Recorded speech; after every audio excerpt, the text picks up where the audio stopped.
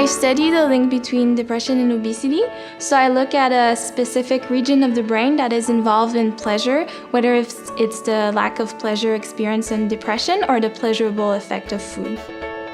My research project focuses on built environments such as parks and schools and physical activity among youth who are at risk of obesity. And what we're finding is that schools and parks where there are less focus on team sports, the children are more physically active in those areas. When I was trying to choose where to do my master's, I had a list of different researchers that I wanted to work with. I met with them and I visited their labs, and I chose the labs of Stephanie and Thierry because I was really interested in their research project. Actually, I ended up having 2 supervisors, which was intimidating at first, but in the end I think it's an advantage because I can have the input from 2 different points of view, and I can also have more help when I need, because it's been shown to be impaired. I chose to study at the Research Center of the CHUM for 2 reasons. The first being that my primary supervisor is a researcher here with the CHUM.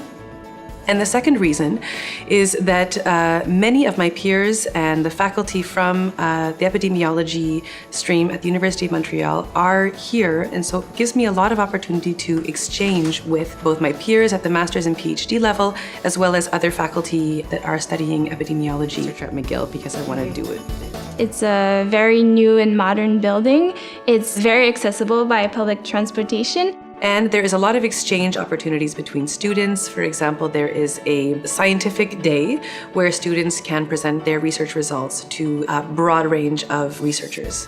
One of the main advantages of studying at the Research Center of the CHUM is that they give funding to students. So in my first year of my PhD, I received funding, and I think it's very important at this level that students do receive funding for their studies. My main advice would be to pick a subject that really motivates you, because you're going to end up spending a lot of time working on it. Don't stress out.